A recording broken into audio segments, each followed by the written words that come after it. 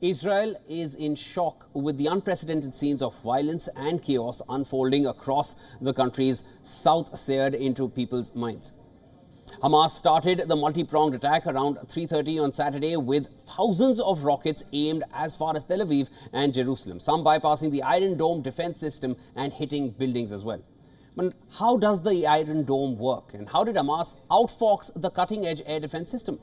Now, the Iron Dome is an Israeli mobile missile defense system designed to intercept short-range rockets and artillery. It comprises of the lowest tier of Israel's missile defense architecture, intended to counter unguided rocket and drone attacks from the Palestinian territories and Hezbollah-controlled Lebanon. As per the Center for International and Strategic Studies, the Iron Dome battery includes 3 to 4 launchers, a battle management system, and a fire-control radar. Each launcher can hold up to 20 interceptors. Each Iron Dome battery can defend an area of up to 150 square kilometers against short-range missiles, mortars and rockets. To conserve interceptors, the Iron Dome system can discern between rockets that threaten population areas and those that will fall harmlessly in open terrain. Now, Iron Dome can detect and engage targets at ranges of up to 70 kilometers. Now, giving you a look back, during the 2014 Israel-Gaza conflict, over 4,500 rockets were fired by Hamas over several days. Around 800 were identified as threatening to the population centers within Israel and targeted for interception. Of these, 735 were successfully shot down. So that's essentially a total of 90%, which gave it that kind of success rate for all intercepts.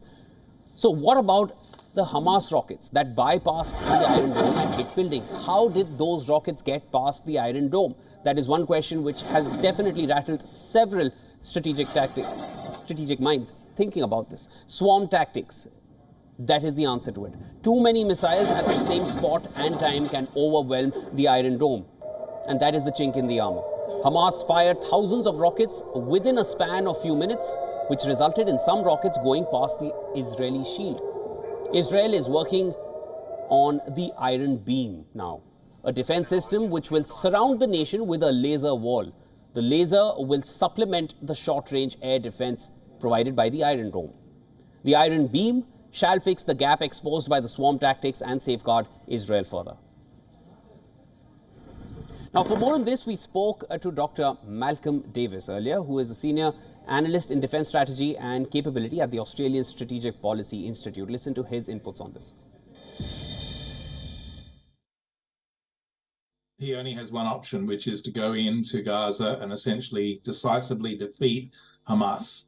Now, just what that means is uncertain, because the Gaza Strip is not an easy place to operate. It's very much a dense urban environment with about 2 million people packed into a tight, small location geographically. So it would be street to street, house to house fighting to basically determine where Gaza operatives are hiding out and then to basically defeat them in battle. So the cost would be significant for the Israelis. And to add to this complexity, the Hamas have taken about 100 Israelis hostage, both civilians and military. So this is a real challenge for Netanyahu and for the IDF to defeat Hamas. But if he doesn't defeat Hamas, then this will happen again. We'll be back to where we are today in a few months' time, and the same thing will happen.